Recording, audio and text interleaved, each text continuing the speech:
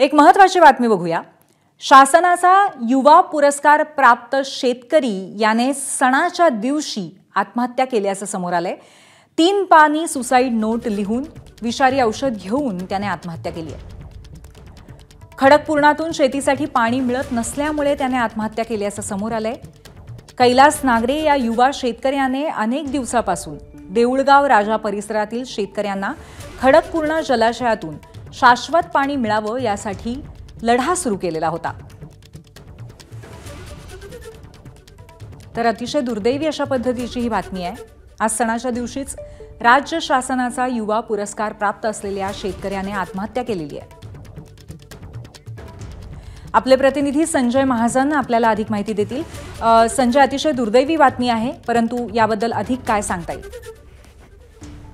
तीच अतिशय दुर्दैवी ही बातमी आहे। अगदी सणाच्याच दिवशी देऊळगाव राजा तालुक्यातील शिवनी आरमाळ येथील हे शेतकरी होते। कैलास अर्जुन नागरे असं या शेतकऱ्याचं नाव आहे। खरं तर या शेतकऱ्याला युवा प्रगतिशील शेतकरी असा राज्य सरकारचा पुरस्कार नुकताच मिळालेला होता आणि हा शेतकरी या परिसरातील इतर शेतकऱ्यांना सुद्धा आधुनिक शेती करण्याचे धडे देत होता। अशातच या परिसरात शेतकऱ्यांना पाणी मिळावं, खडकपूर्णा जलाशयातून पाणी मिळावं या मागणीसाठी या शेतकऱ्याने अनेकदा आंदोलनही केली होती। मात्र या अशा शेतकऱ्याने आज सकाळी विषारी औषध प्राशन करून आत्महत्या केल्याने या परिसरात मोठी हळहळ व्यक्त होत आहे।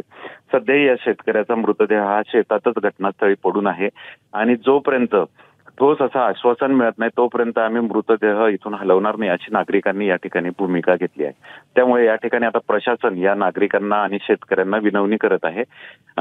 परिसरात या ठिकाणी मोठी हळहळ सुद्धा आज व्यक्त होत आहे। पूर्वी धन्यवाद आपण दिलेल्या माहितीबद्दल। तर अशा पद्धतीने एका अत्यंत युवा होतकरू आणि पुरस्कार प्राप्त अशा शेतकऱ्याने 3 पानी सुसाईड नोट लिहून आत्महत्या केलेली आहे। आधुनिक पद्धतीने शेती करण्याचा त्याचा प्रयत्न होता आणि त्याच संदर्भामध्ये पुरस्कारही या शेतकऱ्याला मिळाल्याचं कळतंय। परंतु आज सणाच्या दिवशी त्याने टोकाचं पाऊल उचललं, कारण खडकपूर्णातून शेतीसाठी पाणी मिळत नसल्यामुळे अशा पद्धतीने त्याने आत्महत्या केलेली आहे।